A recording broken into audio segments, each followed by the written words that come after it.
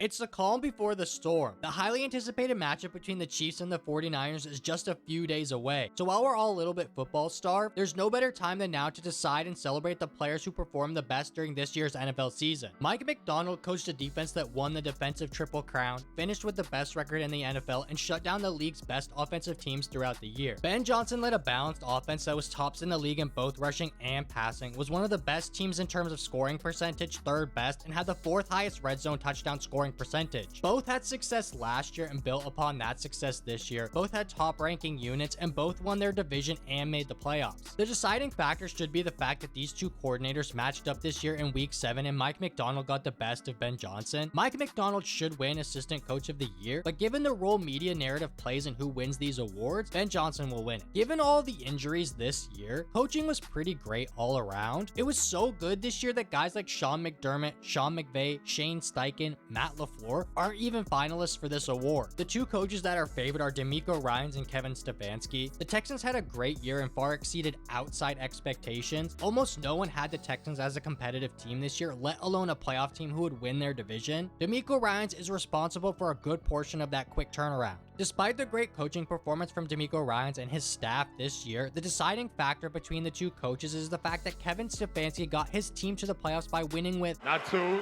not 3, but 4 different starting quarterbacks this season. Puka Nacua had an amazing record-breaking season. He had 105 receptions, 6 receiving touchdowns, and 1,486 receiving yards, becoming the new rookie leader in both receptions and yards. Puka played all 17 games this season, and when Cooper Kupp was injured, Puka stepped up and seamlessly provided exactly what the Rams offense needed. Unfortunately, he had his record-breaking season the same year CJ Stroud and the Texans not only reached the playoffs for the first time since 2019, but also were AFC South Division champs for the first time since 2019, a year after winning just 3 games the previous season. CJ Stroud had over 4,000 passing yards, a 4.6 to 1 touchdown to interception ratio, and he plays the hardest position in sports. It's rare to see a player be as dominant and commanding of the quarterback position as CJ Stroud was this season as a rookie. CJ Stroud should and will win Offensive Rookie of the Year. Of all the awards this season, Defensive Rookie of the Year is probably the most challenging to figure out. Jalen Carter had a good season but played limited snaps, around 48% for the year. Will Anderson Jr. had 7 sacks but only played in 15 games. Joey Porter Jr. was a lockdown corner who traveled with the opposing team's best wide receiver this year but only had 1 interception. Devin Witherspoon only played in 14 games this year because of an early season injury, had just 1 interception but was also a lockdown corner with 3 sacks. And Kobe Turner started just 4 games this season but had 9 sacks, which tied him with Aaron Donald for the Rams rookie sack record. Obviously great company to be in. Kobe Turner does play alongside Aaron Donald, which helps Kobe Turner get more one-on-one opportunities, but anytime a player can tie a record held by Aaron Donald, that player clearly had a phenomenal season. Kobe Turner played all 17 games this year, had more sacks than Jalen Carter and Will Anderson, had more tackles than Jalen Carter and Will Anderson, while also playing the run extremely well. He should win this award, but Jalen Carter will instead. This could very well be a different discussion if Tyreek Hill never got injured. He might have hit that ever out of reach 2,000 yard receiving mark, but he did get hurt, and we're looking at this through the eyes of what did happen. CMC had the most impressive offensive season, 2,000 plus all-purpose yards and 21 total touchdowns, which were the most total touchdowns this season among non-quarterbacks. He did that while playing 16 games. He broke 49er records, he continued his touchdown streak, and he was a crucial part of the 49ers' success this season. Myles Garrett had a solid season, that's not up for debate, but he didn't have a defensive player of the year type season. When the argument for a player's hypothetical stats, double team rate, and the fact their team as a whole was the #1 defense, that player should not win said award. If Myles Garrett's second half of the season was similar to the first half of the season, he would have been the right choice, but he went 4 straight games without a sack. The Browns won 3 of those games. To be fair to Myles Garrett, he did injure his shoulder. Did that contribute to his lack of statistical production? Of course, but that's something that has to matter when it comes to award winners. Otherwise, we should hand the regular season MVP to Patrick Mahomes, since hypothetically he would have had more passing yards and touchdowns if his receivers hadn't dropped so many passes. TJ Watt should be Defensive Player of the Year. He was the NFL sack leader and led Myles Garrett in most every tangible stat category. Regardless, award winners are as much or more so driven by narrative as they are stat driven. Myles Garrett will win Defensive Player of the Year. Deciding who should be Comeback Player of the Year this year is tricky to say the least. On the one hand, you have a guy like Baker Mayfield who took his team to the playoffs after many people scoffed at the idea of the Buccaneers being any good. I was one of those people who didn't think the Bucks had any chance of being good this year. I was dead wrong. Instead of losing his starting job to Kyle Trask during training camp as some reports suggested, Baker Mayfield went out and had his best season as a professional quarterback. He was awesome this year. He threw for over 4,000 yards, had 29 total touchdowns, and won the NFC South. On the other hand, we have Damar Hamlin, someone who suffered a traumatic life-altering event on national television. He had to deal with both the mental and physical aspects of recovery. While he didn't play many snaps this year, I'll use the same adjective I used in my preseason awards predictions to describe Damar's journey. Remarkable. It's remarkable that he was able to get back on a football field and play any snaps whatsoever. If the award is about overcoming the most adversity to get back on a football field, Damar Hamlin should win. If the award is about how successful a player is once they get back on a football field, it should go to Baker Mayfield. My belief is the voters chose Damar Hamlin as this year's comeback player of the year. The most recent memory of Lamar Jackson most people are going to have is Lamar refusing to run with open lanes, turning the ball over in the red zone, and scoring just 10 points in the AFC Championship game against the Chiefs in a loss.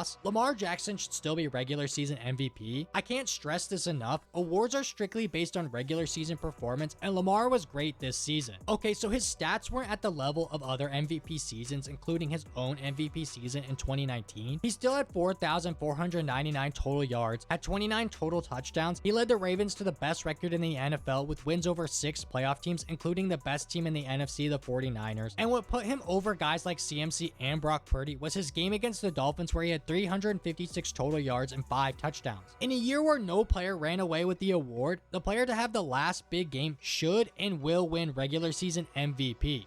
Thank you for your time.